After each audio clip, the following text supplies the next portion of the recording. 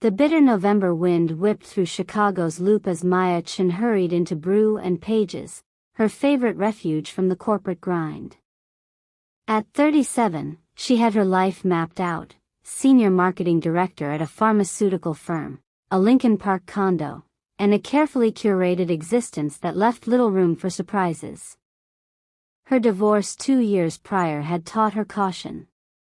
She ordered her usual oat milk latte and claimed her corner table, pulling out her laptop. The cafe hummed with the ambient noise of students and freelancers, a soundtrack she found comforting. Maya had just opened a presentation deck when someone bumped her table, sending her coffee dangerously close to the edge. "Oh man, I'm so sorry." A young man with warm brown eyes and an apologetic smile steadied her cup. He wore a DePaul University hoodie and carried a stack of textbooks that had clearly thrown off his balance. "It's fine," Maya said, her initial irritation melting.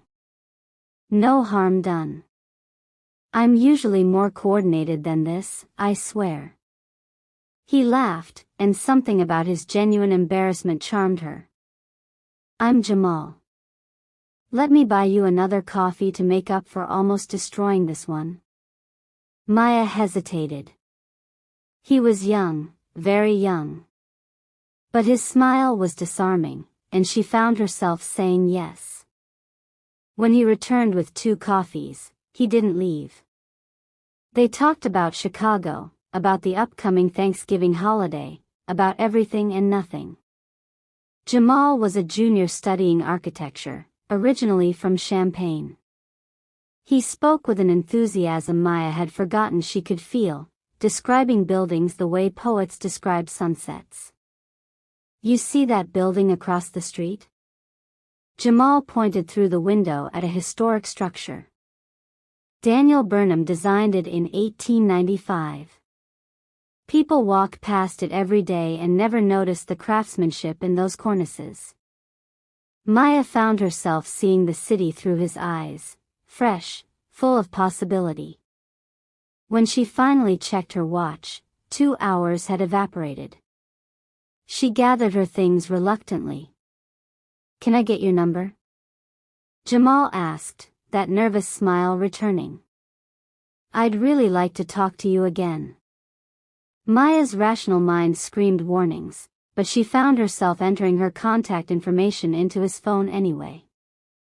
As she walked back to her office, she told herself it was just a friendly conversation. Nothing more. But she couldn't stop replaying his laugh, the way his eyes lit up when he talked about his passion, the unexpected ease between them. By the time she reached her desk, she'd convinced herself he wouldn't actually text. He probably met interesting people every day. Her phone buzzed 3 hours later. "Really enjoyed talking with you today. Would you want to grab dinner this weekend? I know a great Ethiopian place in Edgewater. Jamal." Maya stared at the message for a full minute, her thumb hovering over the keyboard. This was absurd. He was a college student. She was approaching 40. They inhabited completely different worlds. But as the evening light faded over Lake Michigan, visible from her office window, she typed, "I'd like that. Saturday at 7? The Red Sea restaurant buzzed with conversation and the aroma of Berbera spices as Maya arrived Saturday evening. She'd changed outfits 3 times, finally settling on jeans and a cashmere sweater, casual but elegant. Jamal was already there, standing when he saw her, wearing a button-down shirt that made him look slightly older than his DePaul hoodie had suggested. "You found it." His smile was as warm as she remembered. They ordered injera and shared platters of doro wat and kitfo, the traditional Ethiopian meal requiring them to eat with their hands, breaking down barriers. Maya found herself laughing more than she had in months, telling stories about disastrous client presentations and office politics. Jamal countered with tales of studio all-nighters and a professor who graded assignments based on which jazz album he was listening to. So what made you want to be an architect? Maya asked, tearing off a piece of the spongy bread.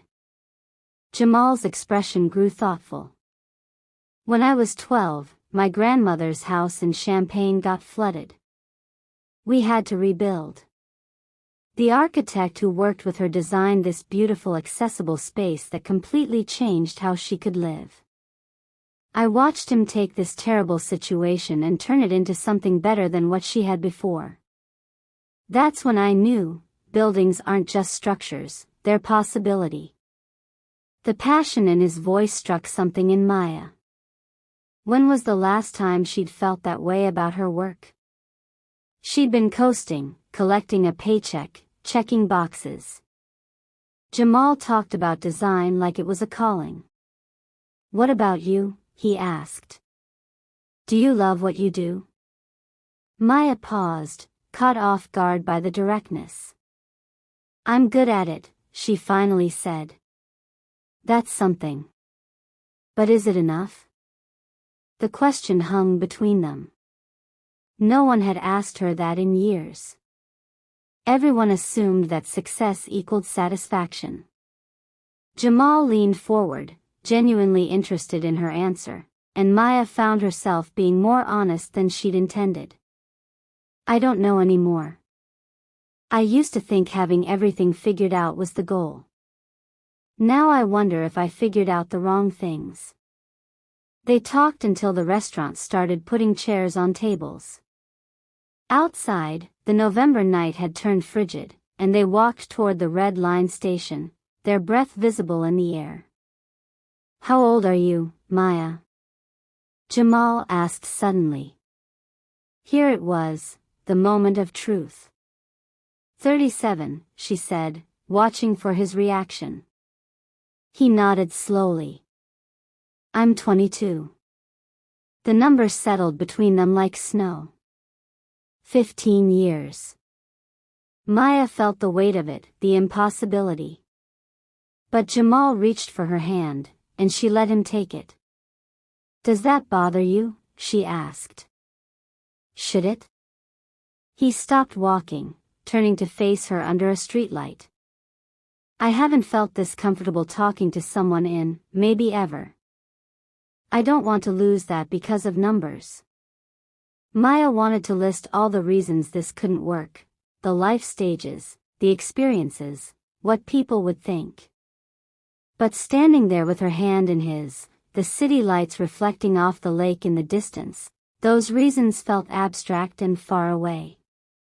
What felt real was this moment, this connection. I'd like to see you again, she said. His smile could have melted the ice forming on the sidewalk. Tuesday. There's a Frank Lloyd Wright exhibit at the Art Institute. As Maya rode the train home to Lincoln Park, she texted her best friend Simone, just had the best date I've had in years. But there's a complication. Maya's older sister Lauren arrived at her condo Sunday morning with bagels and an agenda. They'd maintained this weekend tradition since Maya's divorce, though lately it felt more like status reports than sisterly bonding. Lauren, 42, and married with 2 teenagers, had perfected the art of looking perpetually concerned about Maya's life choices. So you've been quiet, Lauren said, arranging everything on Maya's kitchen counter with her characteristic precision. What's new? Maya hesitated, spreading cream cheese on a sesame bagel.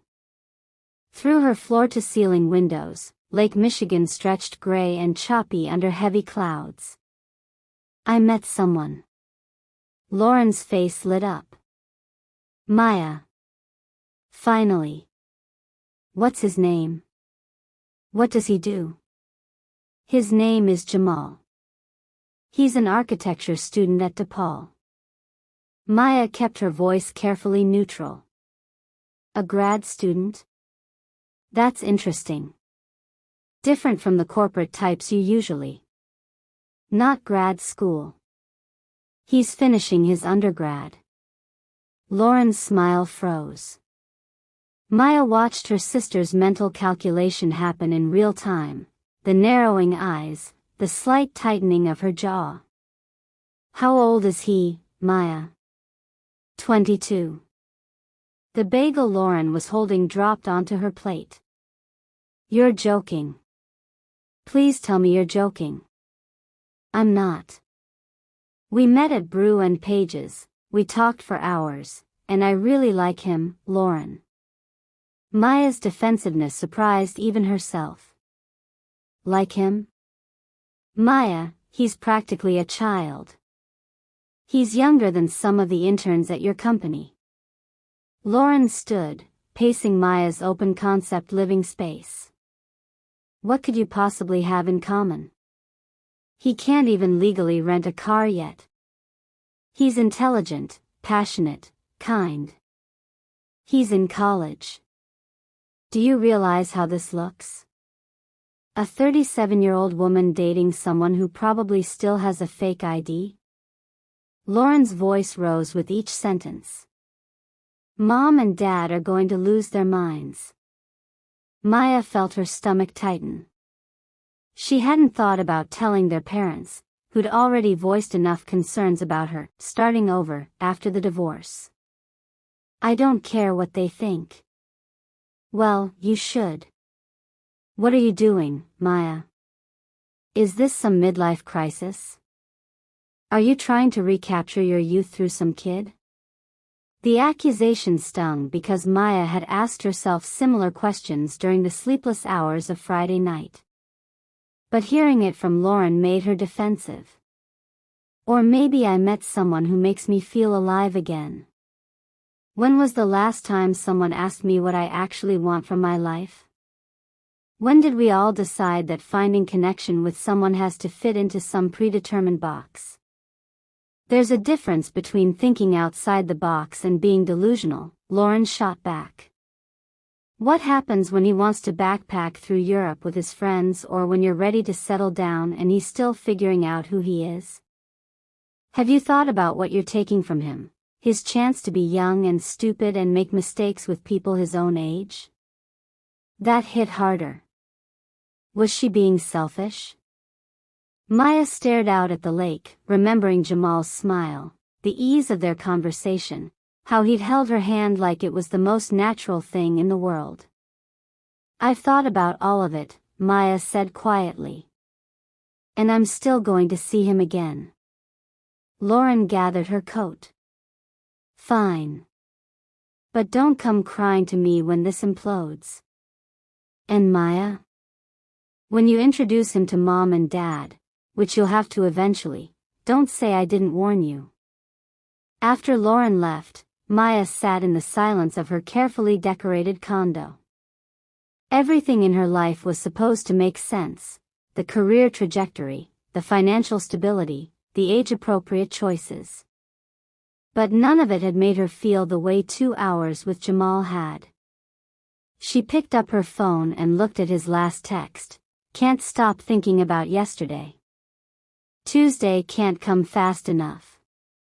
She smiled despite the knot in her stomach and typed back, same here.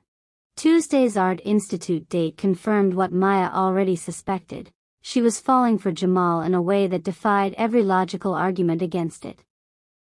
Thursday evening, he invited her to meet his friends at a campus bar near DePaul, and Maya agreed despite her growing anxiety about the age gap becoming visible in group settings. The bar was packed with students celebrating the end of midterms. Maya felt immediately out of place in her work clothes, having come directly from the office.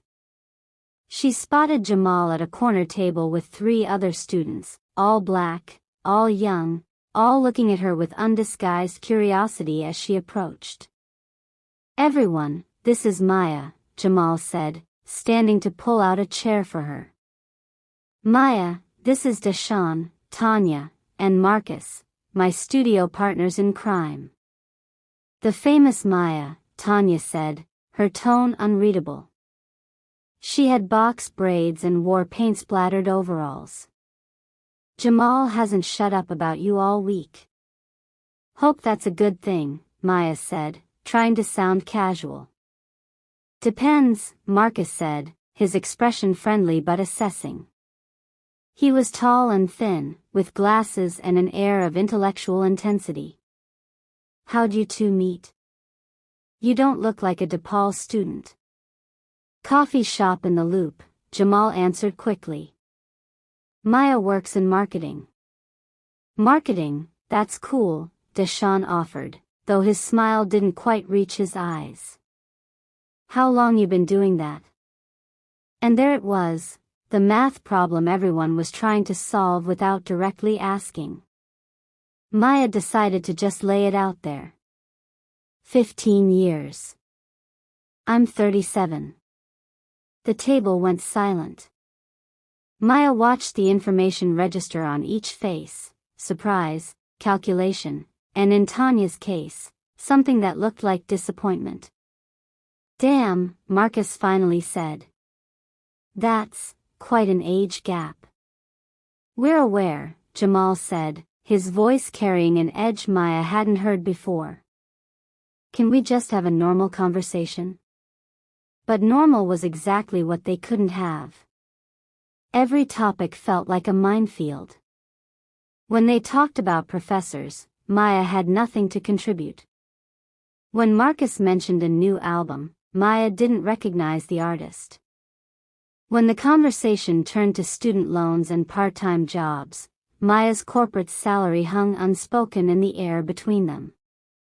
Deshaun eventually excused himself to the bathroom, and Marcus followed. Maya could see them at the bar, talking and glancing back toward the table. She felt like an exhibit, something curious and faintly inappropriate. I'm going to get another drink, she said, needing space. At the bar, she found herself next to Tanya, who'd apparently had the same idea. Look, Tanya said, not unkindly, Jamal's my boy. We've been through 3 years of studio hell together. So I'm going to be straight with you. Please do, Maya said, bracing herself. He's brilliant. Like, generationally talented.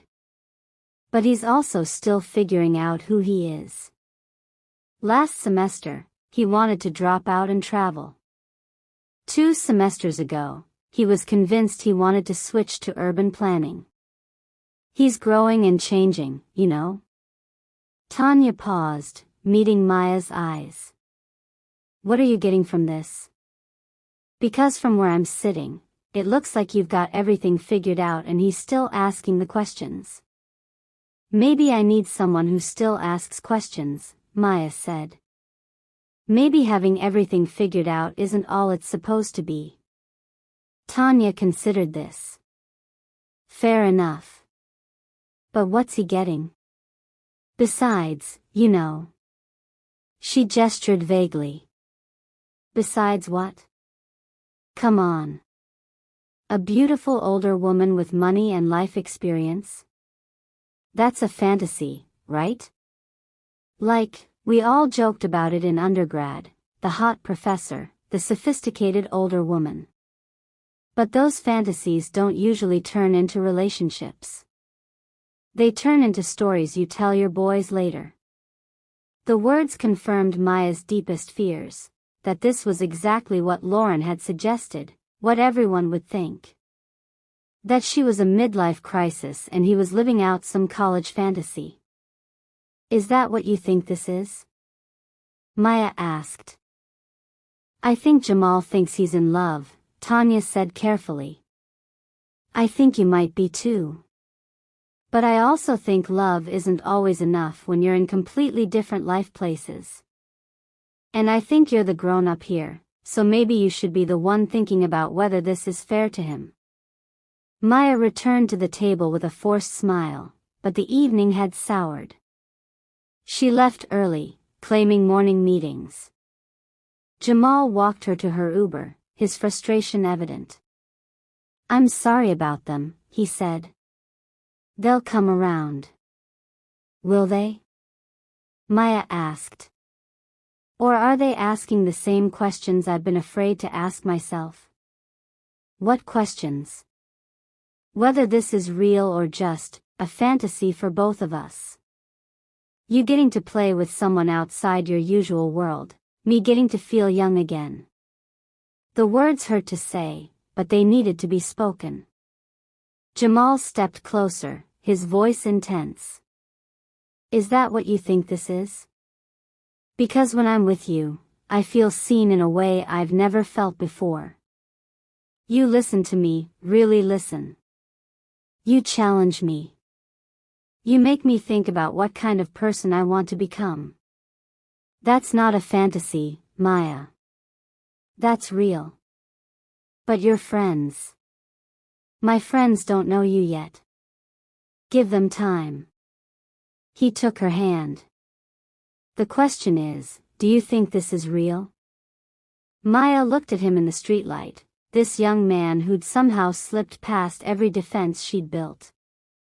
I think it's the most real thing I've felt in years. That's what terrifies me. Her Uber arrived, and Maya rode home through the glittering Chicago night, Tanya's words echoing in her mind. You're the grown-up here. The responsibility of that felt overwhelming. If this went wrong, if she hurt him or derailed his path, could she forgive herself? But driving away from him felt impossible too. She texted him before bed, for the record, I think it's real too. That terrifies me as well. But I'm not running. His response came immediately, good. Because I'm not letting you go without a fight. Disaster. Maya had managed to avoid family gatherings for 3 weeks, but Thanksgiving was inevitable. Her mother, Patricia Chen, ruled the holiday with an iron fist from her Oak Park kitchen, and absence required a medical emergency or act of God. Maya had been dreading this day since Lauren's visit, knowing her sister had likely briefed their mother on the Jamal situation. She arrived at her parents' sprawling Victorian to find the house already full, Lauren with her husband Tom and their teenagers, Maya's younger brother Chris with his fiancée Rachel, and various aunts and uncles.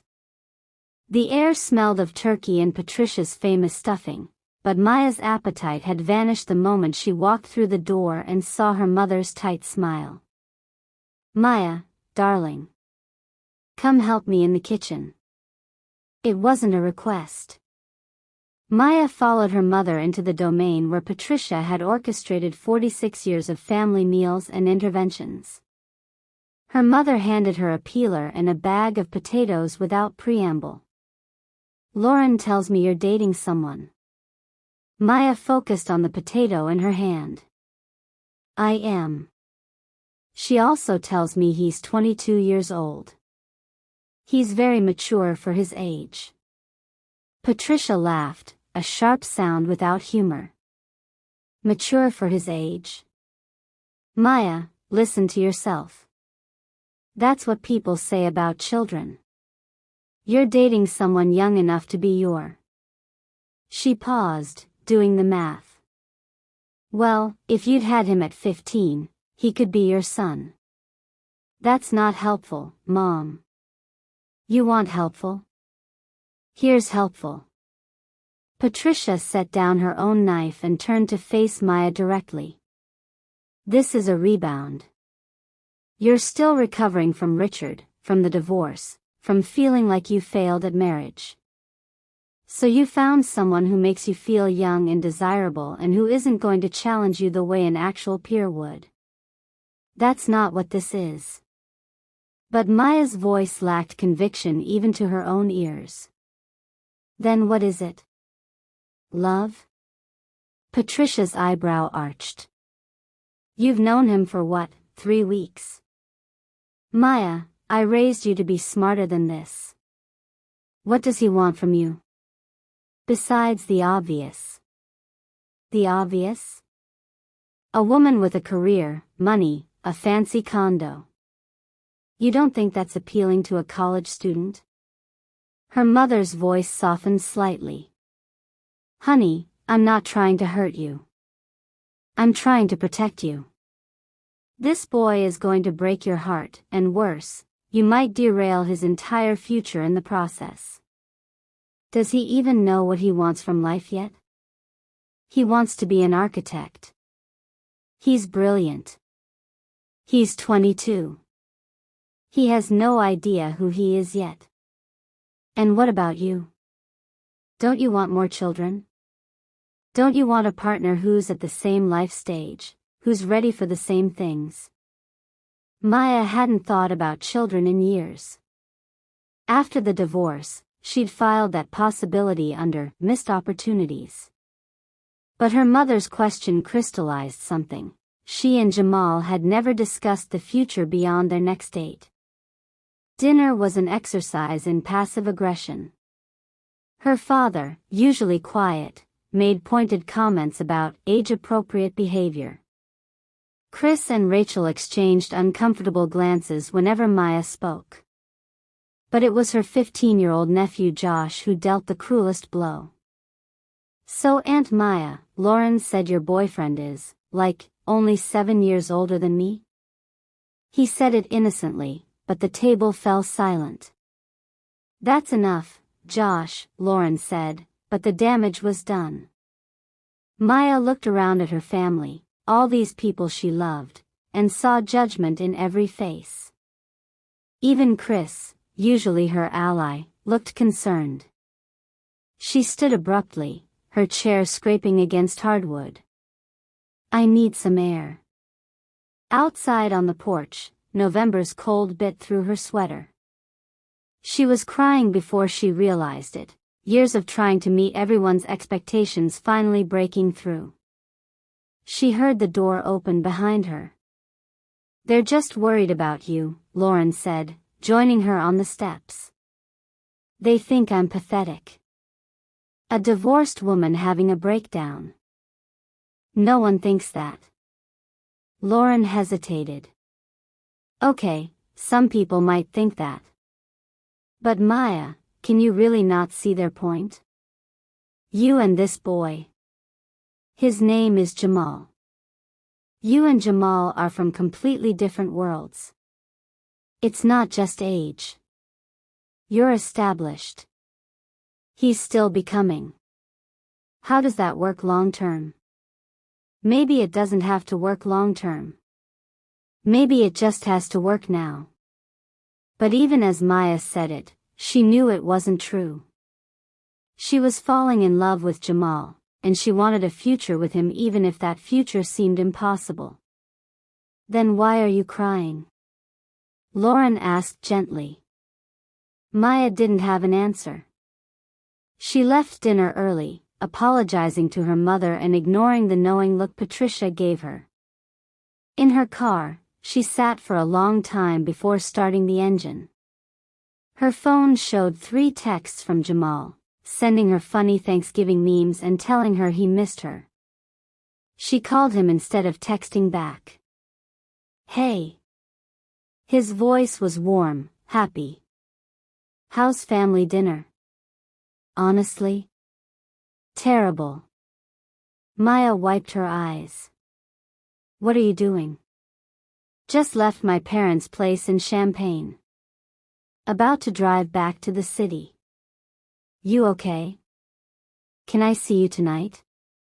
There was a pause. "Of course." "But Maya, what happened?" "Just, please." She heard him talking to someone in the background, making excuses. "I'll be there in 2 hours." When Jamal arrived at her condo, Maya fell into his arms before he'd fully crossed the threshold. He held her while she cried, not asking questions, just being present. Finally, she pulled back and told him everything, her mother's accusations, her nephew's innocent cruelty, the way even her brother had looked at her with pity. "Do they have a point?" she asked, her voice small. "Are we delusional?" Jamal guided her to the couch, keeping her hand in his. "Here's what I know. When I'm with you, I feel like the best version of myself. You make me want to work harder, think deeper, be better. That's not delusion. That's inspiration. But we haven't talked about the future. We haven't talked about what this even is. The words tumbled out. What if my mom's right? What if I'm holding you back from experiences you should be having? What if you wake up in 5 years and resent me? What if you wake up in 5 years and resent giving up on something that makes you happy because you were scared? Jamal countered. Maya, I can't promise you forever. I can't even promise you next year. But I can promise you that what I feel for you is real, and it's not going anywhere unless you tell me to go. Maya looked at this young man who'd somehow become essential to her life in just weeks. Everyone thinks this is a fantasy. Then let's make it real. Jamal pulled out his phone. I want you to meet my parents. Really meet them, not just a quick hello. Come to Champagne with me this weekend. Let them see us together. Let them ask their questions. Your parents? You haven't even told them about us, have you? His silence was her answer. See? Even you know this is. I didn't tell them because I wanted to be sure first. I wanted to know this was something worth fighting for. And Maya? He cupped her face. It is. You are. If we're going to make this work, we can't hide. We have to face everyone together. It was possibly the worst idea Maya had ever heard. It was also the only path forward that didn't involve running away. She took a deep breath. Okay. Let's meet your parents. Maya's hands wouldn't stop shaking during the drive to Champagne. Jamal had borrowed a friend's car for the trip, and they'd left Chicago early Saturday morning, the November landscape bare and gray under heavy clouds. He'd been trying to lighten the mood with music and stories, but Maya couldn't shake her dread. Tell me about them again, she said, interrupting his story about his architecture professor. Jamal sighed patiently. They'd been over this twice already. My dad, Marcus Sr., is a high school principal. My mom, Diane, teaches 3rd grade. They're good people, just protective. And traditional. Traditional meaning they're going to hate me. Traditional meaning they're going to have questions. There's a difference.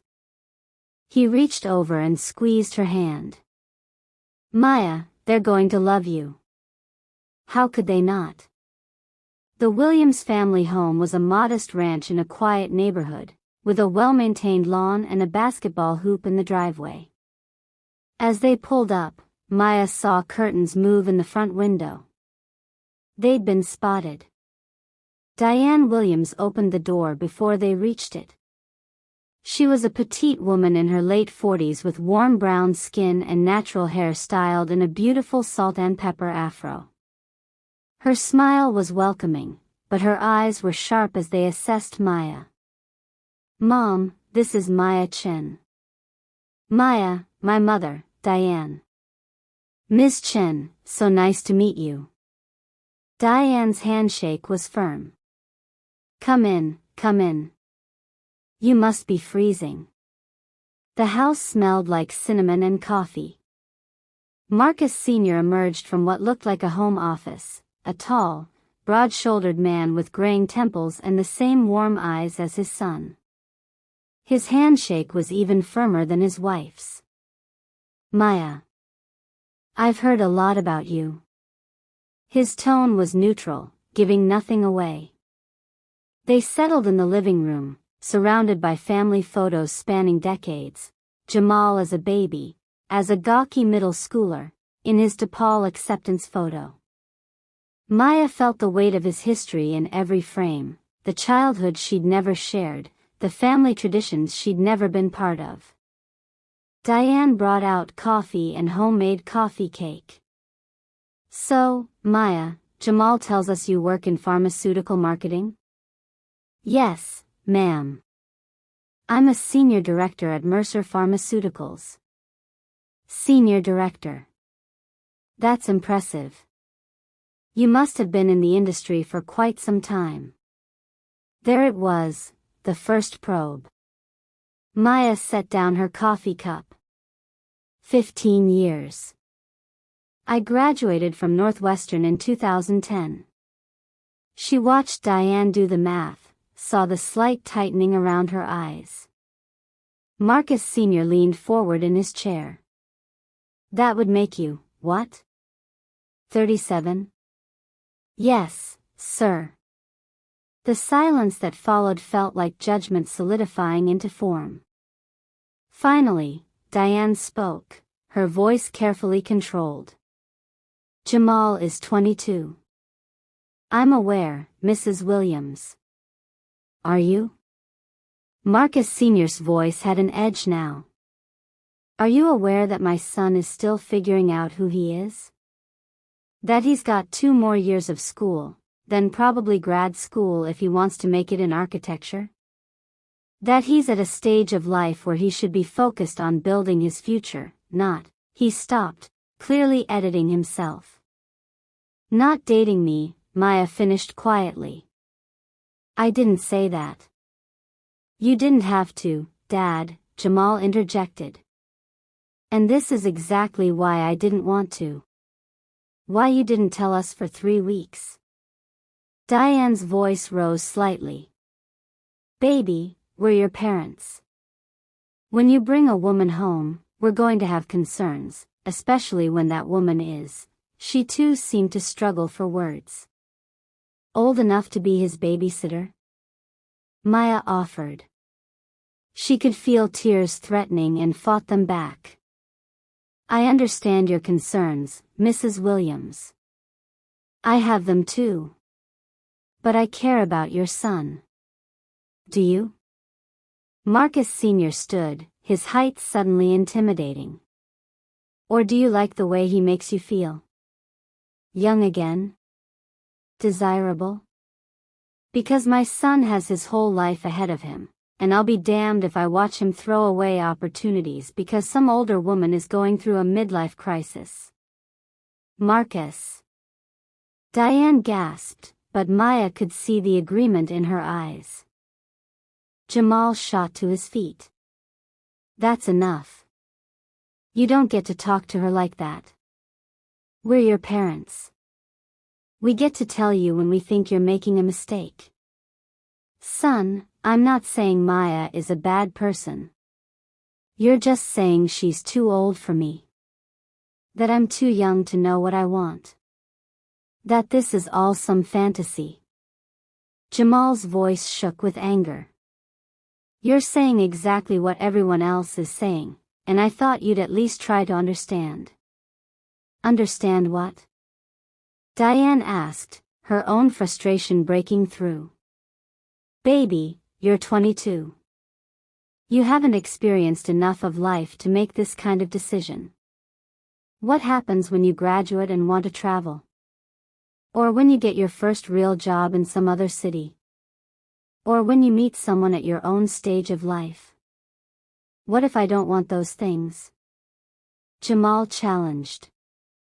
What if what I want is right here? Maya couldn't take it anymore. She stood, gathering her coat. I should go. This was a mistake. Maya, don't, Jamal reached for her. No, they're right. All of them, my family, your friends, your parents. We've been pretending this could work, but how can it when everyone we love thinks it's wrong? Tears finally spilled over. I don't want to be the reason you lose your parents, Jamal. I don't want to be the mistake they warned you about. She was at the door before anyone could stop her, out in the cold November air with no car and no idea where she was going. She heard Jamal calling behind her, but she kept walking, pulling out her phone to call an Uber through blurry tears. He caught up to her at the corner, slightly out of breath. What are you doing? Facing reality, Maya said. Your parents look at me and see someone who's using you. My parents look at you and see a child. How do we build a life when we're constantly defending it to everyone we love? By not giving up, Jamal said fiercely. Maya, my parents are scared. Your family is scared. But they don't get to decide what we are to each other. Only we do. And what are we, Jamal? Really? The question hung between them on the empty street. Because I'm falling in love with you, and that terrifies me. Not because of what they think, but because I don't know how this ends. You're going to grow and change, and what if you grow away from me? What if I hold you back? What if you don't? He pulled her close, his voice dropping. What if instead of focusing on all the ways this could go wrong, we focus on the ways it's already right? I'm falling in love with you too, Maya.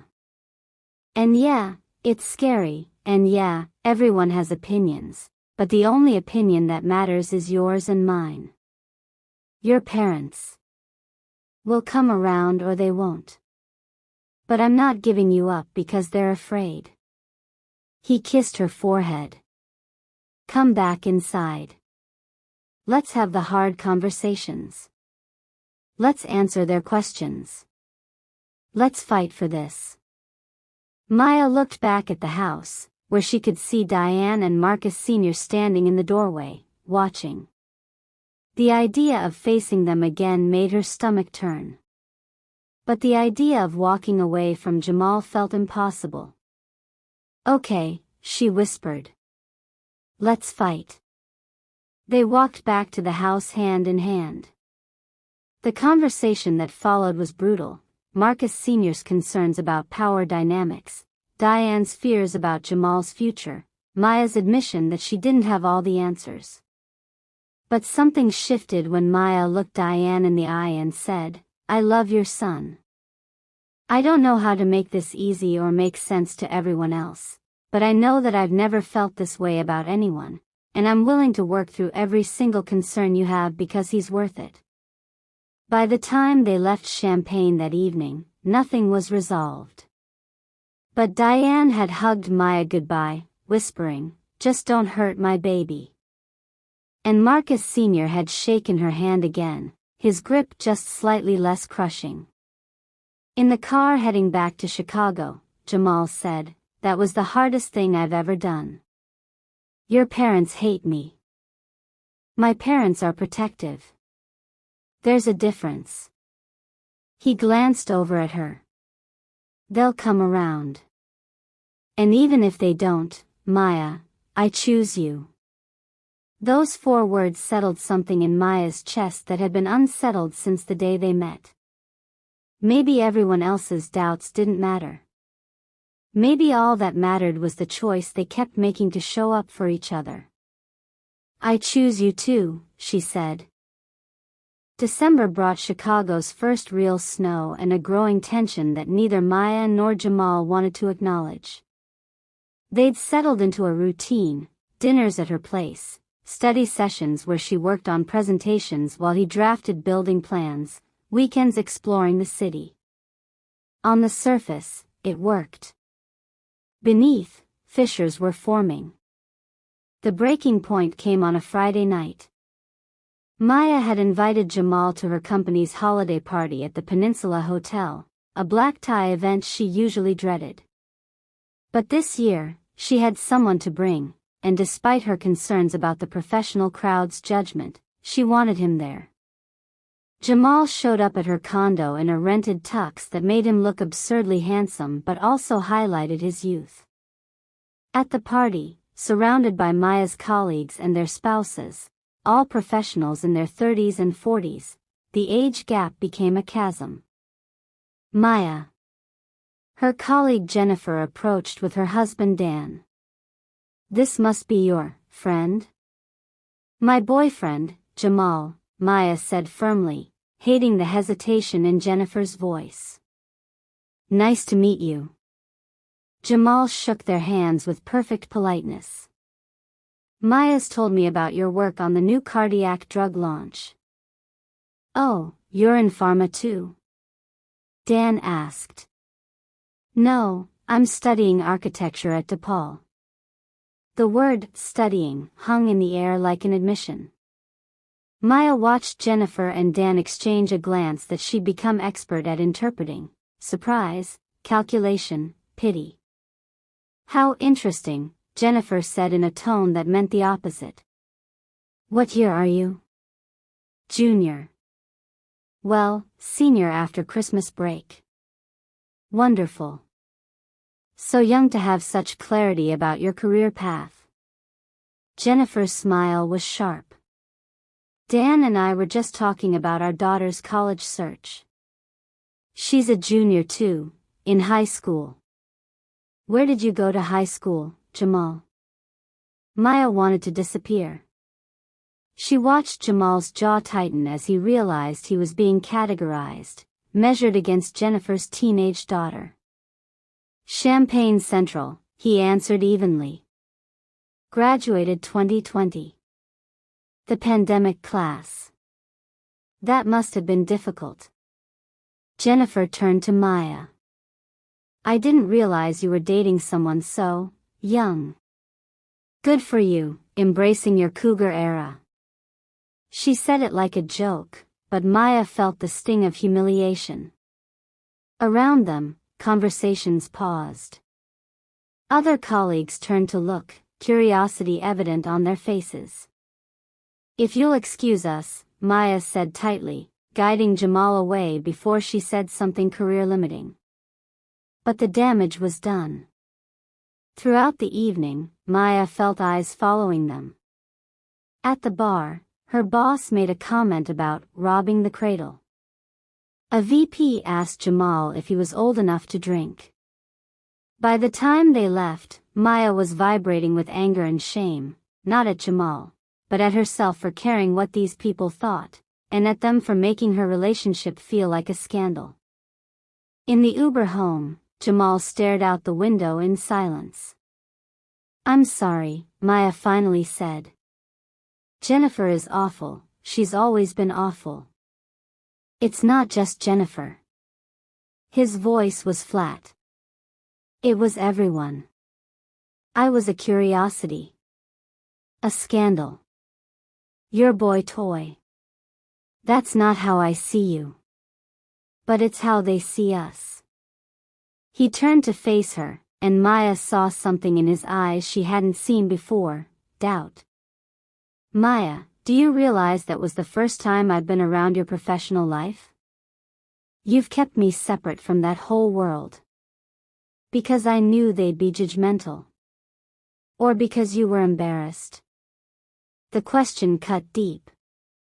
Be honest. When Jennifer asked what I did and I had to say I was a student, were you embarrassed? Maya wanted to lie, but she couldn't. For a second, yes. Not of you, of what they'd think of me for being with you. Jamal nodded slowly, like she'd confirmed something he'd suspected. I'm always going to be younger than you, Maya. I'm always going to be at a different life stage. If you can't handle people knowing that, I can handle it. I am handling it. Are you? Because from where I'm sitting, you're apologizing for my existence. His frustration finally broke through. Do you know what it's like being with you sometimes? You've done everything, traveled, built a career, bought property, been married. When I talk about applying to grad schools or being excited about landing an internship, I can see you trying not to look bored. Like my life is small compared to yours. That's not true. Isn't it? Jamal's voice rose. Last week, when I told you about winning that design competition, you said, "That's nice," and went right back to your work email. Do you even remember that? Maya did remember, and the memory made her ashamed. She'd been dealing with a crisis at work, but she hadn't given him the attention his achievement deserved. I'm sorry. Work was crazy that day. Work is always crazy. You're always busy, always stressed, always dealing with grown-up problems that make my college drama seem ridiculous. Jamal ran his hands over his face. Maybe everyone's right. Maybe we are in different worlds. The Uber pulled up to Maya's building. They rode the elevator in tense silence. Inside her condo, Jamal went straight to gather his things, a toothbrush, a change of clothes, the architecture books he'd left on her coffee table. "What are you doing?"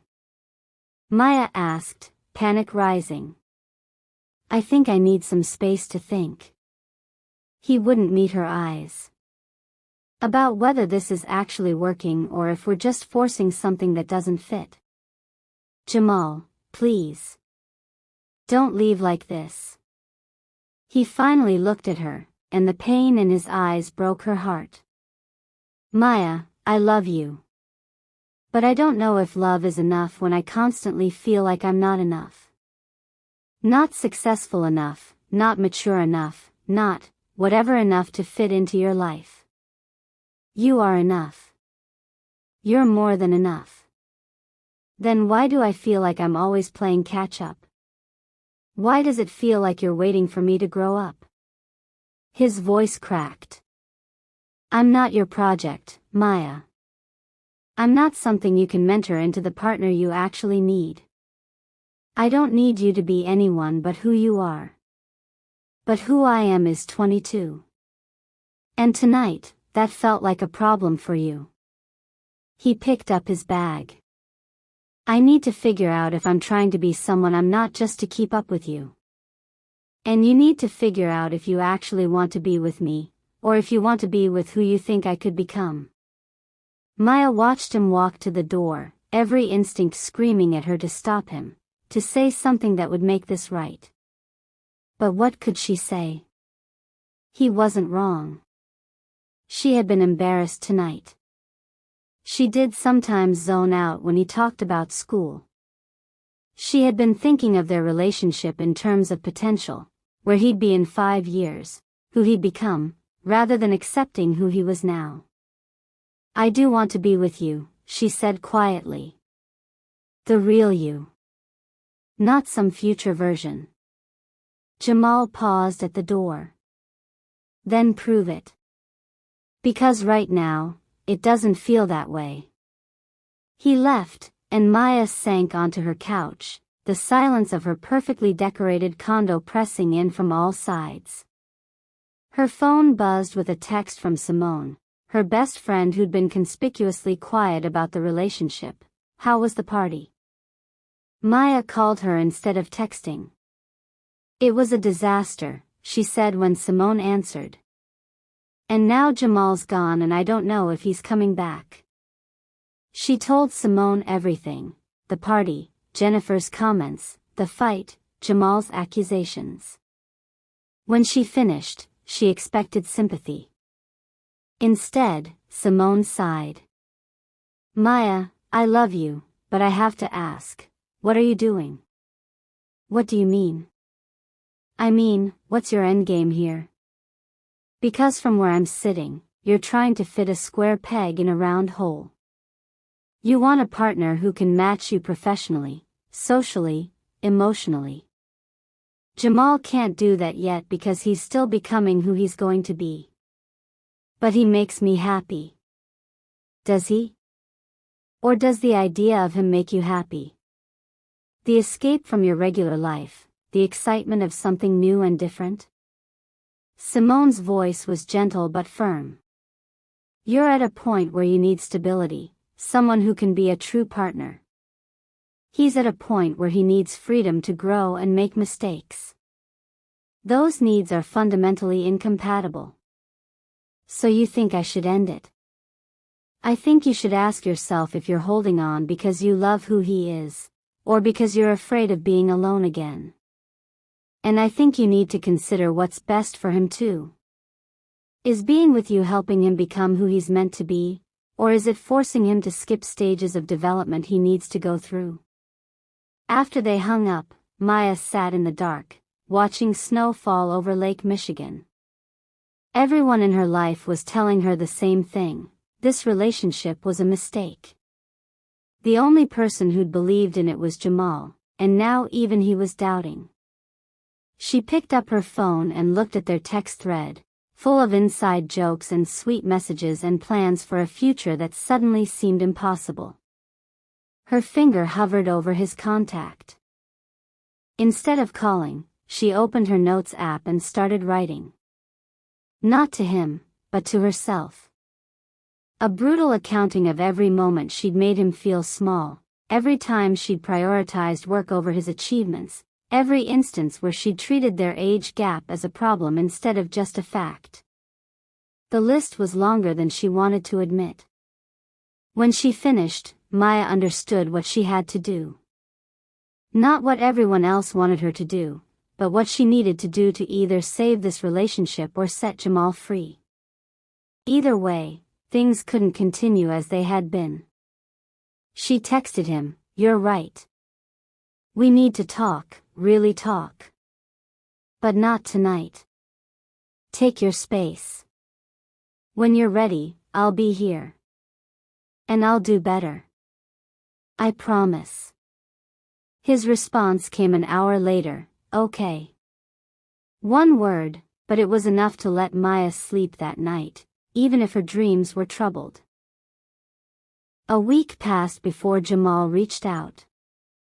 Maya spent that week in a state of suspended animation, going through the motions at work, ignoring her family's calls, obsessively checking her phone. She'd drafted 100 texts and deleted them all. He'd asked for space, and she was determined to give it to him, even if it killed her. When he finally texted, "Can we talk? Coffee at Brew and Page's tomorrow?" Maya's hands shook as she typed back, "Yes." "What time?" They met on a gray Saturday afternoon at the cafe where they'd first encountered each other. The symbolism wasn't lost on Maya. Jamal was already there when she arrived, sitting at the same table where he'd almost spilled her coffee 8 weeks ago. It felt like a lifetime. "Hi," Maya said, suddenly shy. "Hi." Jamal gestured to the coffee he'd already ordered for her, oat milk latte, exactly how she liked it. The small gesture made her want to cry. They sat in awkward silence for a moment. Finally, Jamal spoke. "I've been doing a lot of thinking this week. About us, about what everyone says, about that night at your party." He wrapped his hands around his own cup. "And I realized something. I've been so focused on proving everyone wrong, my parents, your family, my friends, that I stopped asking if they might have a point." Maya's heart sank. This was it. The breakup she'd been dreading. "But here's the thing," Jamal continued. "They do have a point. We are at different life stages.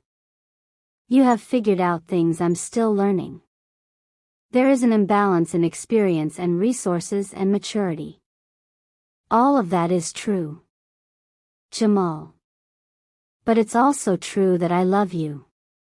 And it's true that you challenge me in ways no one else does. And it's true that when I imagine my future, you're in it." He finally met her eyes. "The question isn't whether the gap exists. It's whether we can build a bridge across it." Maya felt tears threatening. "I don't know how. Neither do I. But I have some ideas." Jamal pulled out his phone and opened a notes app. "I made a list. Things we need to address if this is going to work. Want to hear it?" Maya nodded, not trusting her voice. "First, I need you to take my life seriously. My school, my competitions, my ambitions, they matter, even if they seem small compared to corporate achievements. I need you to show up for them the way I show up for your work stuff." "You're right. I haven't been. But I want to do better. Second, we need to be honest about the future. Where do you see yourself in 5 years? Because I might not know exactly where I'll be, but I'm starting to have ideas, and we need to figure out if those ideas can exist together. I'm listening. Jamal took a breath. I got accepted to the master's program at Yale. Full scholarship. I found out on Tuesday. Maya's stomach dropped. Yale. Connecticut. Across the country, essentially. She should have seen this coming. He'd mentioned applying months ago, before they'd met. That's amazing, she managed. Congratulations. It is amazing. It's everything I've been working toward. His voice was careful. But it also means that if I go, when I go, it starts next fall. We're looking at 2 years of long distance. Maybe more if I do a PhD after. When you go, Maya repeated. Not if. This is my dream, Maya. You of all people should understand that. There was a challenge in his voice. But it doesn't mean I don't want you in my life. It means we have to figure out what that looks like. Maya's mind raced through scenarios, weekend flights to New Haven, video calls, the slow drift apart that everyone predicted. Could they survive that? Should they even try? What do you want? She asked. I want you to come with me. The words hung in the air between them. Maya stared at him, certain she'd misheard. What? Come with me to New Haven. You're in marketing, you could work anywhere. New Haven's got pharmaceutical companies, hospitals, all kinds of places that need what you do. Or work remotely. Jamal leaned forward, intensity in every line of his body. I know it's crazy. I know it's asking a lot. But if we're serious about this, then let's be serious. Let's stop trying to fit a relationship around all the obstacles and start building a life together. You want me to leave Chicago? My job, my condo, my entire life? I'm asking if you'd consider it. If you love me enough to take a risk. His eyes searched hers. Because that's what this would be, both of us taking a leap, trusting that we can build something that works even if it's not conventional. Maya's mind reeled. Leave Chicago, where she'd built her entire adult life? Give up her position at Mercer, where she'd worked for a decade? Move to Connecticut for a relationship that everyone in her life thought was doomed?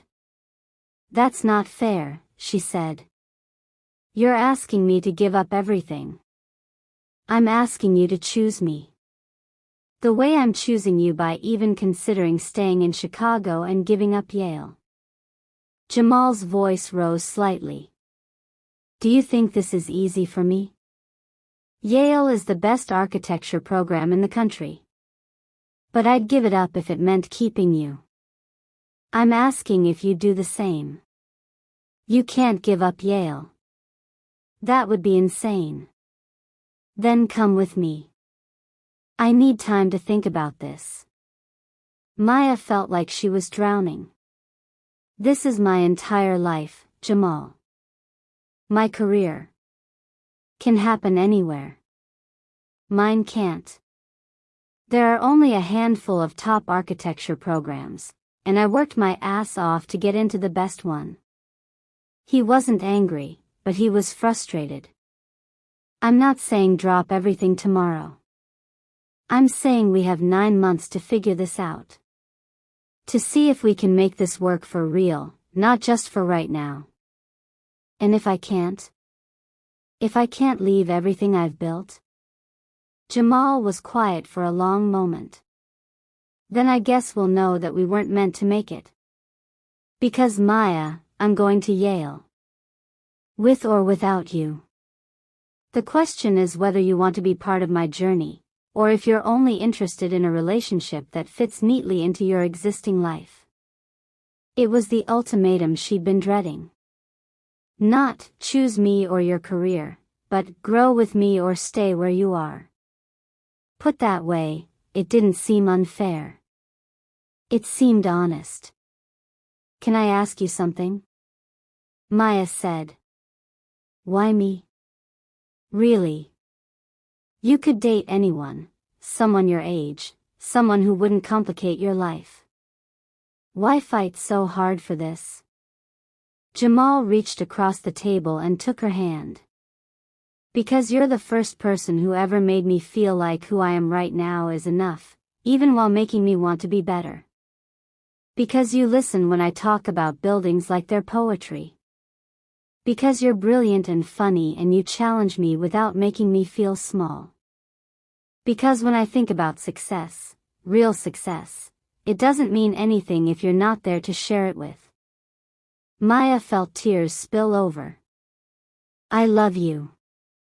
God, I love you so much it scares me. Then come with me. Or let me stay. Or let's figure out some third option that we haven't thought of yet. But Maya, we have to decide that we're worth fighting for, even when it's hard. Especially when it's hard. They left the coffee shop hand in hand, with no final answers but with a commitment to keep trying.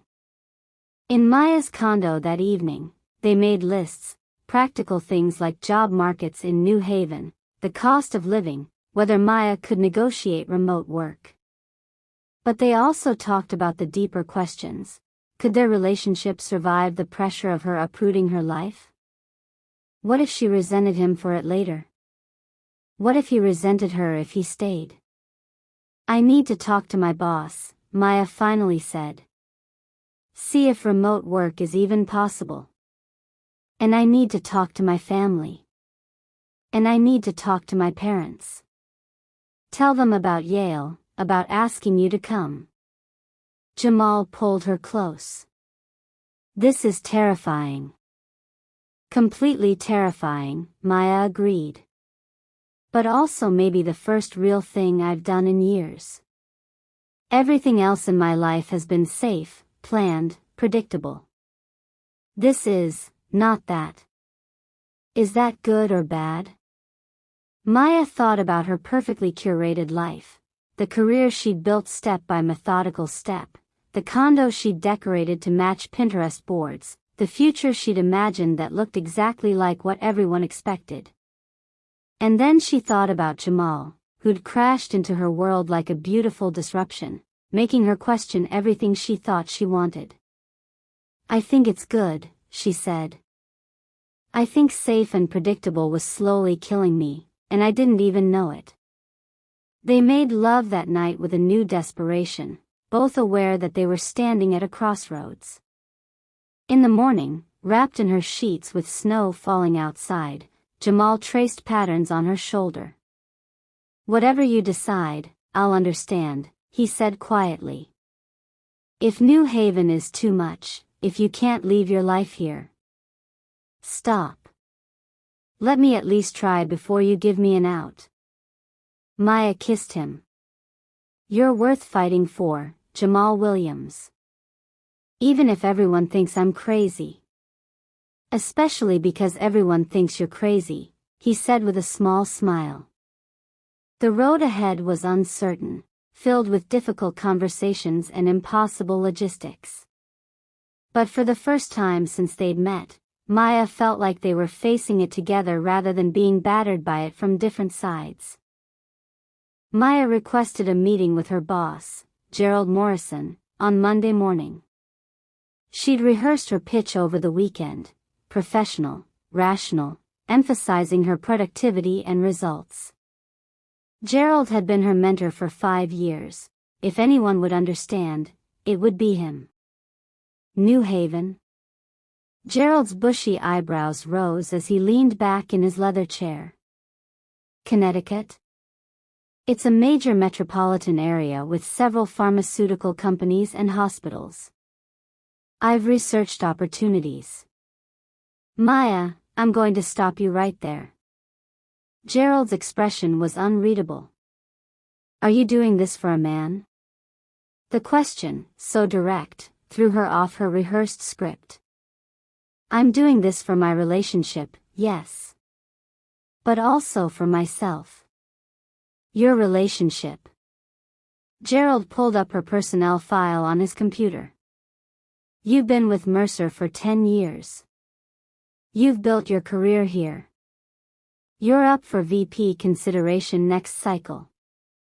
And you want to throw that away for, what? A boyfriend? For a life that's about more than climbing a corporate ladder, Maya said, surprising herself with her certainty.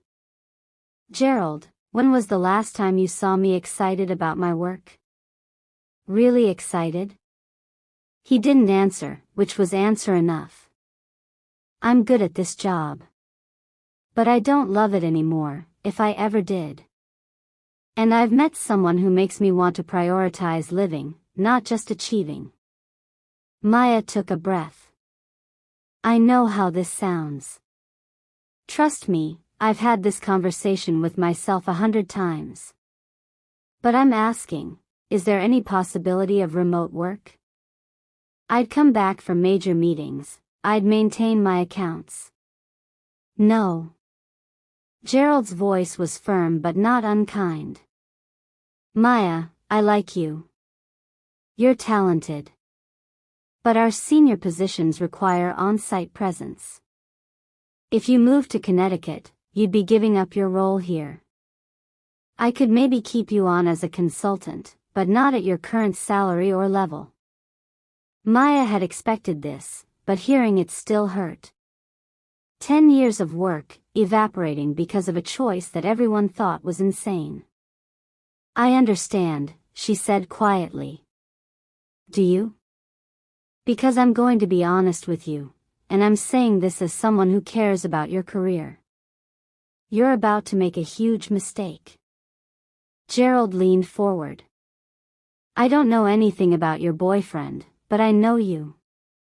You've worked too hard to build this career to throw it away for a relationship that might not last.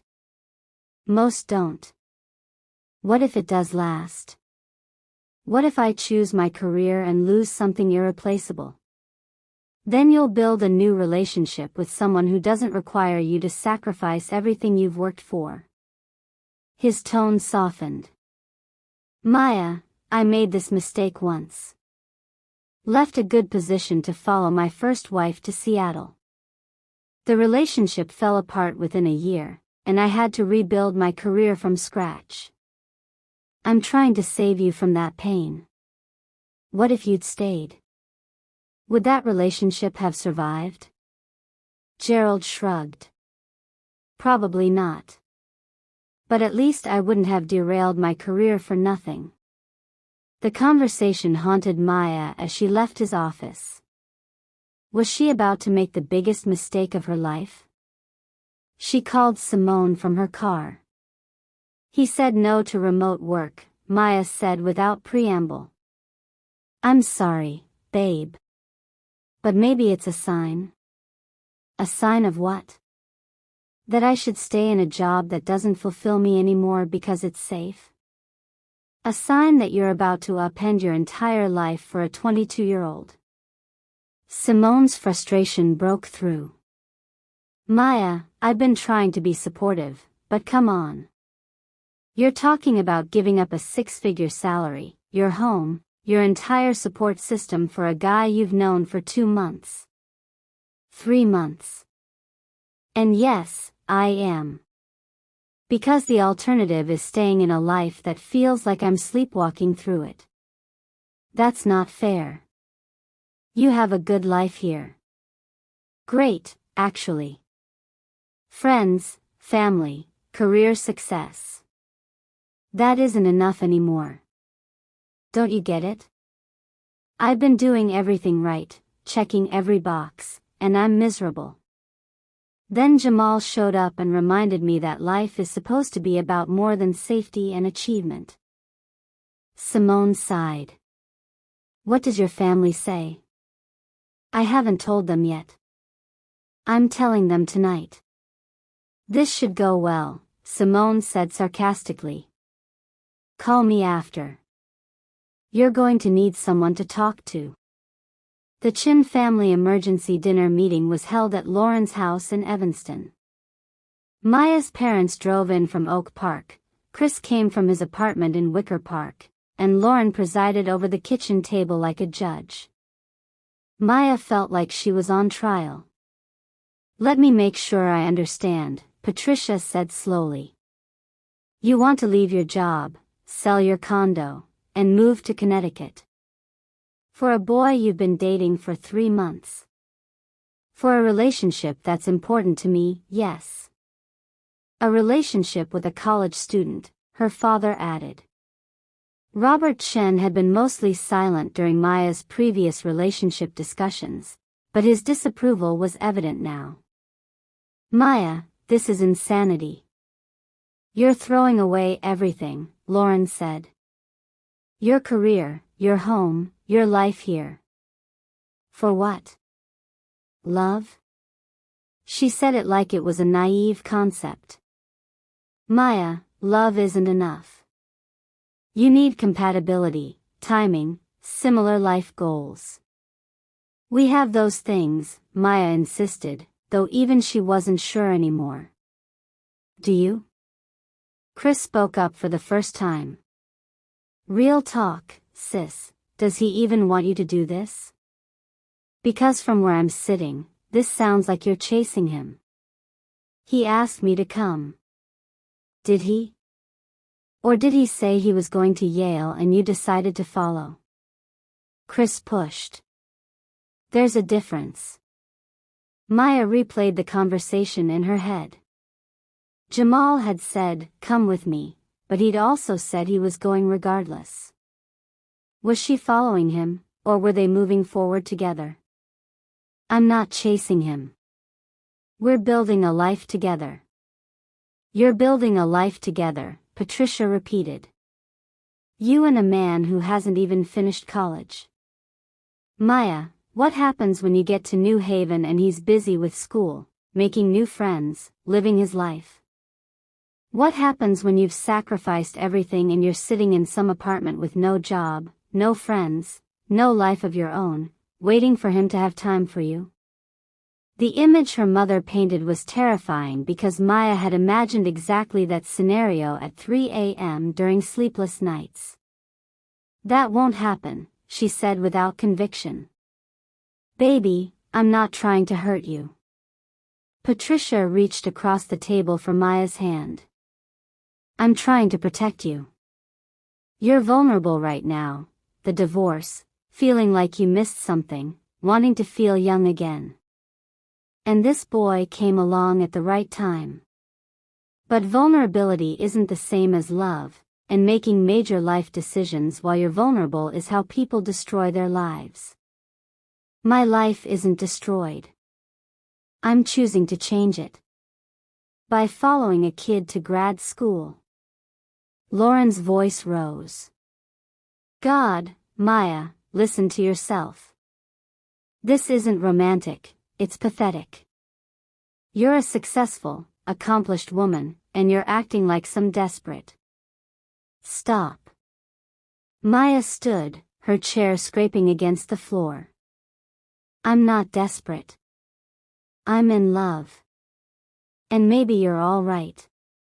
Maybe this is a mistake. Maybe I'll regret it. But you know what? I already have regrets. I regret staying in a marriage that was dying for 2 extra years because I was afraid of failure. I regret building a career in something I don't care about because it was prestigious. I regret living my whole life by other people's rules and expectations. So yeah, maybe choosing Jamal is a mistake. But it's my mistake to make. The room fell silent. Maya grabbed her coat. Where are you going? Her father asked. To tell Jamal I'm coming with him. Because while you've all been listing reasons why this won't work, not one of you has asked if he makes me happy. And he does. More than anything in my life has in years. So I'm choosing happy over safe. I'm sorry if that disappoints you. She left before anyone could respond, her hands shaking as she drove to Jamal's apartment near campus. He shared it with 2 roommates, and the place was messier and smaller than her condo, but it had started to feel like home. Jamal answered the door in sweatpants and a t-shirt, concern immediate on his face. Maya? I thought you were having dinner with your family. I was. I left. She stepped inside, barely registering his roommate's curious looks. I need to tell you something. They went to his room, barely bigger than her walk-in closet, with architecture models covering every surface. Jamal sat on the bed, and Maya remained standing, needing the distance to say what she had to say. I talked to my boss. He won't approve remote work. If I move to New Haven, I'm giving up my job. Maya. Let me finish. I talked to my family. They think I'm insane. My mom thinks I'm having a breakdown. Lauren called me pathetic. They all think you're too young, that this is doomed, that I'm destroying my life. She took a shaky breath. And maybe they're right. Maybe this is the biggest mistake I could make. Jamal's face fell, and Maya realized he thought she was ending things. But here's what I know. I know that before I met you, I was successful and accomplished and completely hollow inside. I know that you make me feel alive in a way I'd forgotten was possible. I know that when I imagine my future, Yale or Chicago or anywhere else, the only version that doesn't feel empty is the one with you in it. Are you saying? I'm saying yes. I'm coming to New Haven. I'll find a new job, I'll sell my condo, I'll figure it all out. Because you're worth it. We're worth it. Tears streamed down her face. But I need you to promise me something. Anything. Promise me this is real. Promise me you're not going to wake up in 6 months and realize you made a mistake tying yourself to someone 15 years older. Promise me that I'm not giving up my entire life for something that's going to fall apart anyway. Jamal stood and pulled her into his arms. I can't promise it won't fall apart. No one can promise that. But I can promise you that I love you. That I'm committed to making this work. That I'll support whatever career you build in New Haven the same way you're supporting mine. And that if this does fall apart, it won't be because I didn't fight for us with everything I have. They held each other in his tiny room, both aware of the enormity of what they were choosing. Maya felt terrified and exhilarated in equal measure. Everyone she loved thought she was making a mistake. But for the first time in her life, she was choosing her heart over everyone else's expectations. When do we tell your parents? Maya asked. How about now? Jamal pulled back with a small smile. They've been calling all week. My mom somehow found out about Yale. The conversation with Diane and Marcus Williams happened over video call, both parents visible on Jamal's laptop screen.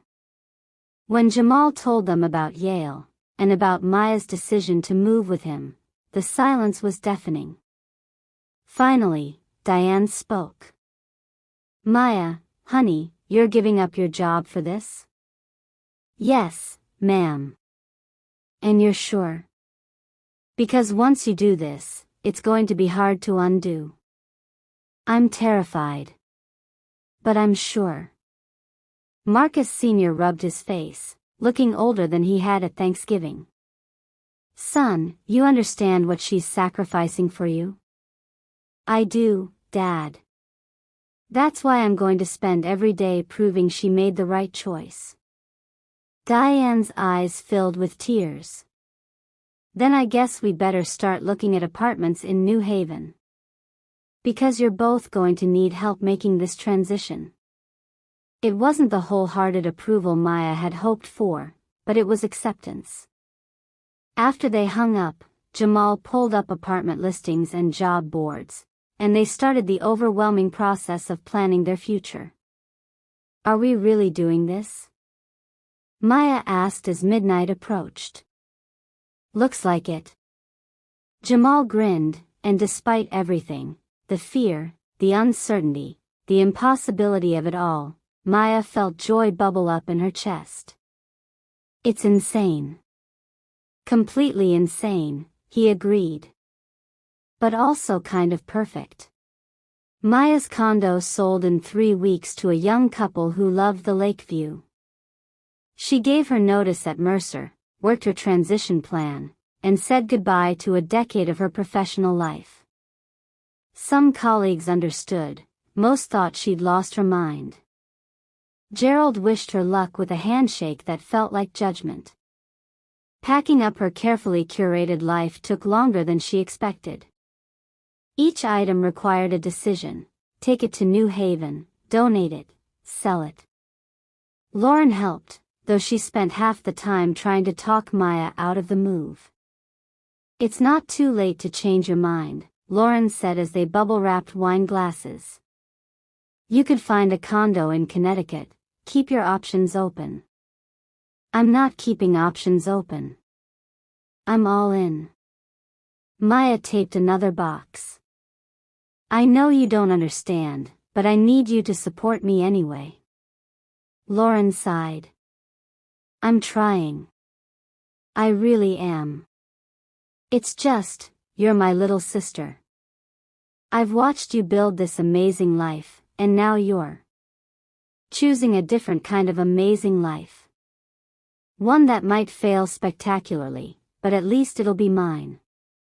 Her parents came for a final dinner the night before the movers arrived. Patricia brought Maya's baby book and old photos, getting sentimental in a way that wasn't like her. You were always the cautious one, Patricia said, flipping through pictures of young Maya. Perfect grades, never in trouble, always thinking ahead. I thought that's who you were. Maybe I was just afraid to be anyone else, Maya said softly. And now? Now I'm terrified. But I'm not afraid anymore. Does that make sense? Patricia closed the photo album.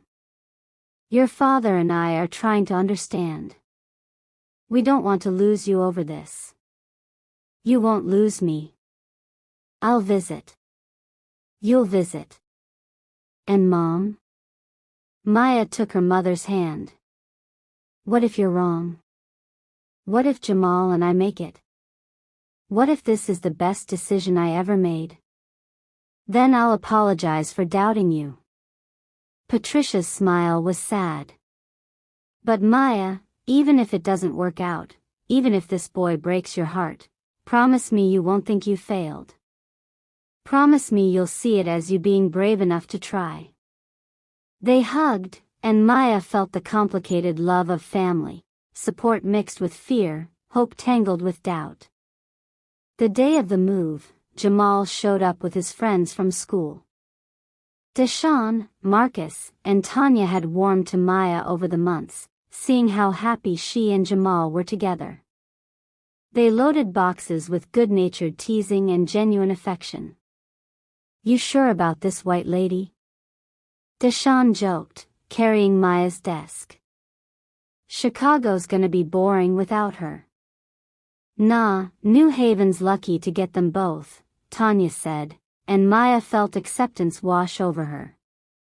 The drive to Connecticut took 3 days. Jamal in his borrowed car, Maya in her packed SUV, both following the moving truck. They stayed in cheap hotels and ate at diners, the journey itself becoming part of their new story.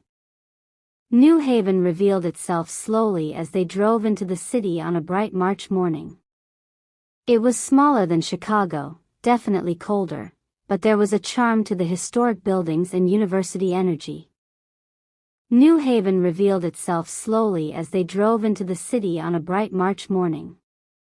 It was smaller than Chicago, definitely colder, but there was a charm to the historic buildings and university energy that Maya could appreciate. The apartment they'd rented sight unseen was in a converted Victorian near campus, nothing like her Lincoln Park condo, but it had character and crown molding and windows that let in good light. "Home sweet home," Jamal said as they stood in the empty living room, their voices echoing off hardwood floors. Maya turned in a slow circle, taking it in. 2 bedrooms, one for sleeping, one for Jamal's studio space. A kitchen that was actually smaller than her old one. A bathroom with vintage tile that was charming if you were generous, dated if you weren't. No lake view. No doorman. No granite countertops. "It's perfect," she said, and meant it. They spent the first week setting up house, assembling furniture, hanging curtains, arguing good-naturedly about where things should go. Jamal's parents drove up from Champaign with a care package of home-cooked meals and practical items like a toolbox and cleaning supplies. Diane hugged Maya tight in the doorway. "You're family now," she said simply. "Whether this works out or not, you're always going to be family to us." It was more than Maya had expected, and she found herself crying in Diane's arms, releasing months of tension. Maya's job search proved harder than anticipated. The pharmaceutical companies in the area were hiring, but not at her level, and the salary offers were significantly lower than what she'd been making. Her resume prompted questions. Why had she left such a good position? Why the move?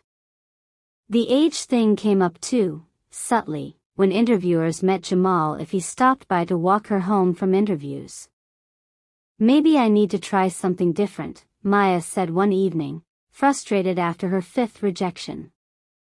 "I've been doing pharma marketing for so long because it was safe and paid well. But what do I actually want to do? What would you do if money wasn't a concern?" Jamal asked, looking up from his architectural drawings spread across their dining table. Maya thought about it. "I don't know.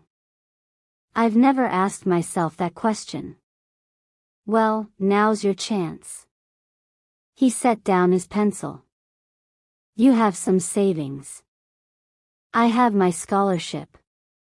We're not desperate. So what interests you?" Over the next few weeks, Maya explored. She took a part-time consulting gig that paid the bills but left her time to investigate other options. She volunteered at a community center, teaching resume writing and interview skills. She attended lectures at Yale, sitting in on art history and urban planning courses. She read voraciously, not business books, but novels and poetry and philosophy she'd never made time for. One afternoon, she found herself in a workshop about nonprofit marketing. The presenter was dynamic, passionate about using marketing skills for social good rather than corporate profit. After the session, Maya approached her. "I have 15 years of pharmaceutical marketing experience," Maya said. "And I'm looking for a change. How do I get into this field?" The woman, Keisha Wallace, director of a homeless advocacy nonprofit, looked at Maya's resume and smiled. "You're overqualified for what we pay, but if you're serious about the mission, I'd love to talk." 2 weeks later, Maya accepted a position as Director of Communications for the Connecticut Coalition for Housing Justice. The salary was half what she'd made at Mercer. The office was cramped and chaotic. The coffee was terrible and the bureaucracy was frustrating. But when Maya came home after her first day and told Jamal about the formerly homeless mother who'd thanked their organization for helping her find housing, her eyes were bright with tears and something that looked like purpose. "This is what I've been missing," she said. "Feeling like my work matters. It always mattered, Jamal said, pulling her close. You just needed to find the work that mattered to you. Meanwhile, Jamal thrived at Yale. His talent, evident in undergrad, flourished under the mentorship of world-renowned architects. He won a prestigious design competition in his first semester. His thesis project, Affordable Housing That Maintained Dignity and Beauty, drew attention from professionals in the field. Maya attended his presentations, watching him command rooms full of older, established architects with quiet confidence. She saw him growing, changing, becoming more fully himself. And she understood what everyone had been afraid of, that he would outgrow her, that his trajectory would leave her behind. Some nights, watching him work late in his studio, she felt the age gap acutely. He was at the beginning of everything. Where was she? What's wrong? Jamal asked one night, catching her expression. Just thinking about how different our paths are. You're starting your career. I'm rebuilding mine. You're in school. I'm learning alongside me, he interrupted. Maya, you took more classes this semester than I did. You're writing that policy paper for Keisha. You're mentoring college students at the community center. You're not behind me, you're on your own journey that happens to run parallel to mine. Parallel, Maya repeated. Not the same. Would you want it to be the same? Jamal set down his work and came to sit beside her on their second-hand couch. If we were at the exact same place in life, we wouldn't challenge each other the way we do. You push me to think about social impact. I push you to take creative risks. Our differences aren't a gap to close, they're what makes us stronger together. It was an ongoing conversation, this negotiation of their relationship. Some days it felt easy and right. Other days, Maya questioned everything. When Jamal's classmates invited him to parties she felt too old for, when he wanted to backpack through Europe with friends and she worried about money, when his parents visited and still looked at her with traces of concern despite their growing acceptance. But there were also the small, perfect moments. Sunday mornings reading the Times together over coffee. Exploring New England's small towns on weekends. The night Maya presented a campaign that got major media attention, and Jamal picked her up and spun her around like she'd won an Oscar. The evening Jamal's design was featured in Architecture magazine, and Maya framed the article and hung it in their tiny hallway. 6 months into New Haven, Maya's brother Chris visited. He'd been the most vocal about his concerns back in Chicago, and Maya braced herself for judgment. But Chris spent the weekend watching how she and Jamal moved around each other, the easy comfort, the genuine partnership, the laughter that came so naturally. On his last evening, Chris pulled Maya aside while Jamal made dinner. I owe you an apology, he said. When you left Chicago, I thought you were running away from your life. Now I see you were running towards something. Towards someone, Maya corrected. No, towards something. Yourself, maybe. Whatever it is, you're different. Happier. More. I don't know, alive? He glanced toward the kitchen where Jamal was singing off-key to the radio. He's good for you. And you're good for him. I was wrong. It was the first unequivocal approval from her family, and it meant more than Maya expected. One by one, others followed.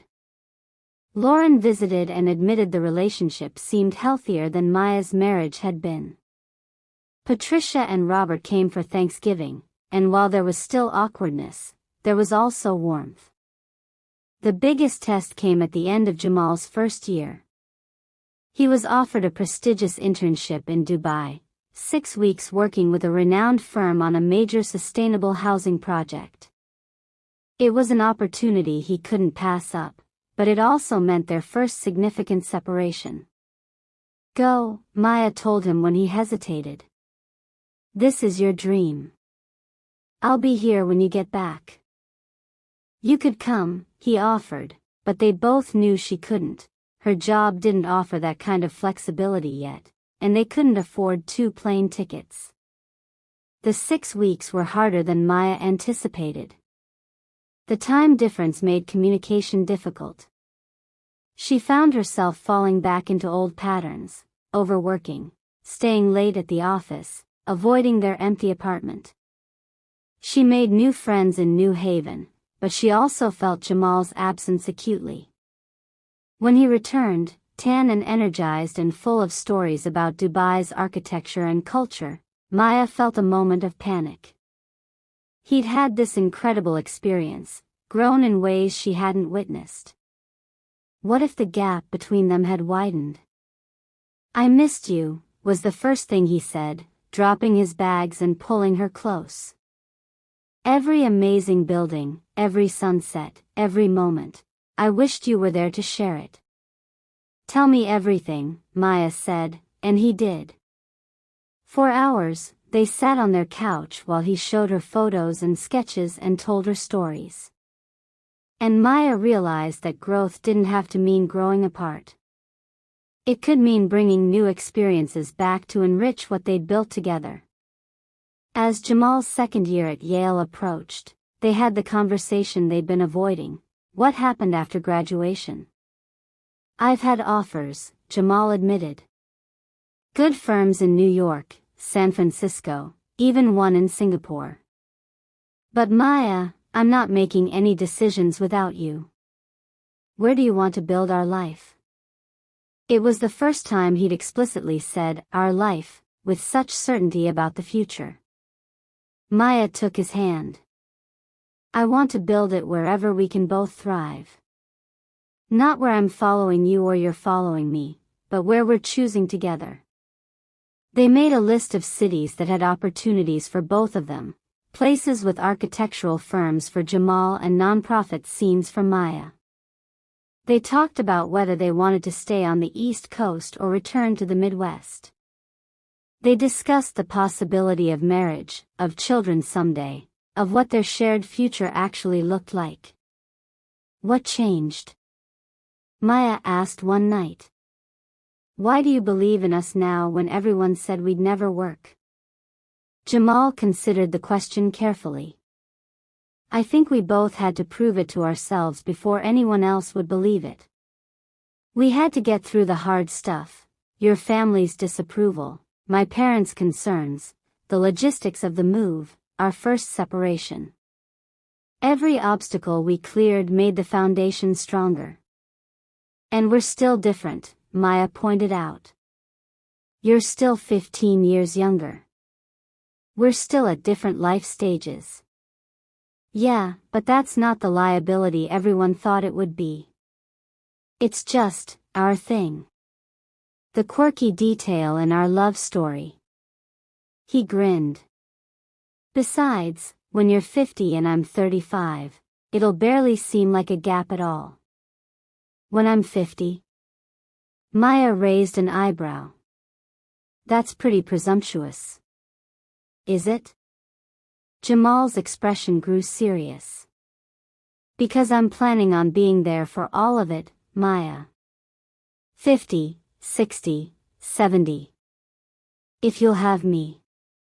It wasn't quite a proposal, but it was a promise. And as Maya looked around their small New Haven apartment, at the life they'd built from nothing but love and stubborn determination, she realized that everyone who doubted them had missed the point entirely. The gap between them wasn't about age or life stages or experience. It was about two people who'd found each other across a coffee shop table and decided that the connection they shared was worth fighting for, even when the whole world said it was impossible. I'll have you, Maya said, pulling him close. For all of it. Outside their window, New Haven sparkled with late summer heat, full of possibility and promise.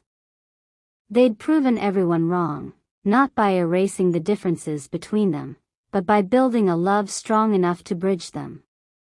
And in the end, that was all that mattered.